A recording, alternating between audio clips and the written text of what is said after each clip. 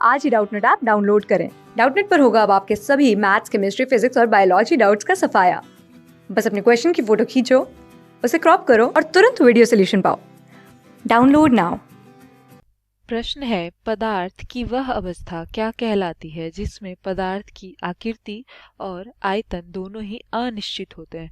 दोस्तों, हमें यहाँ बताना है कि पदार्थ की वह अवस्था जिसमें जिसमें कि पदार्थ की आकृति आकृति और आयतन दोनों ही क्या हो, अनिश्चित हो। ठीक है दोस्तों, दिए गए विकल्प है, पहला विकल्प है ठोस, दूसरा है द्रव, तीसरा है गैस और चौथा इनमें कोई नहीं। ठीक है दोस्तों, तो पदार्थ की अवस्थाएं क्या है दोस्तों? पदार्थ को भौतिक आधार पे तीन अवस्थाओं में बांटा गया। ठीक है, ठोस, द्रव द्रव और गैस। ठीक है दोस्तों, तो दोस्तों ठोस, द्रव और गैस क्या है? भौतिक आधार पे पदार्थ को तीन भाग में बांटा गया है। ठीक है, तीन अवस्थाओं में। तो ठोस क्या होता है दोस्तों? यानी कि दृढ़ और कठोर प्रकृति का होता है। ठीक है, दृढ़ और कठोर। इसमें क्या होता है कि आकर्षण बल बहुत अधिक होते हैं, जिसके कारण क्या होता है कि इसके कणों को बांध के रहते हैं।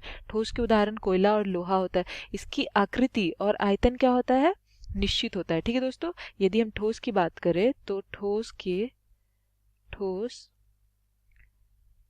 आकृति और आयतन, ठीक है, और आयतन दोनों ही निश्चित होते हैं, निश्चित होता है। ठीक है दोस्तों, यानी कि जैसे मान लेते हैं ठोस के उदाहरण कोयला होता है, तो कोयला में क्या होता है दोस्तों कि कोयला पे जब हम बल का प्रयोग करते हैं तो क्या होता है, वो टूट जाता है। ठीक है, लेकिन वो अपने आकार में परिवर्तन नहीं करता है। इसलिए क्या है, ठोस बहुत ही दृढ़ और कठोर प्रकृति का। तो ये विकल्प तो हमारा नहीं होगा दोस्तों। ठीक है, अब हम बात करते हैं द्रव की। द्रव क्या होता है? इसमें बहाव की प्रकृति होती है। ठीक है, बहाव की प्रकृति होती है, अर्थात इसमें क्या है दोस्तों, इसकी आयतन निश्चित होती है किंतु इसके आकार अनिश्चित होते हैं। ठीक है, इसके उदाहरण हो जाते हैं, जैसे यदि हम द्रव की बात कर रहे हैं तो द्रव के उदाहरण जैसे जल दोस्तों। ठीक है, जल का कोई आकार नहीं होता। ठीक है, आकृति आकृति अनिश्चित अनिश्चित किंतु आयतन जो होता है वो क्या होता है दोस्तों?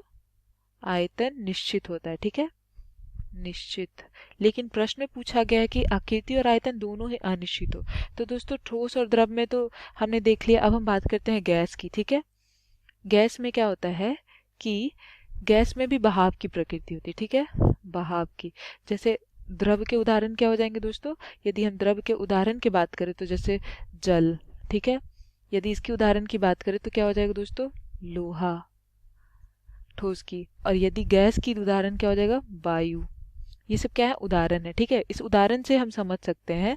तो यदि गैस की बात कर रहे हैं दोस्तों, तो गैस में क्या होता है? गैस के ना आकार होते हैं ना आयतन होते हैं। ठीक है, यानी कि आयतन और आकार दोनों ही अनिश्चित होते हैं। आयतन और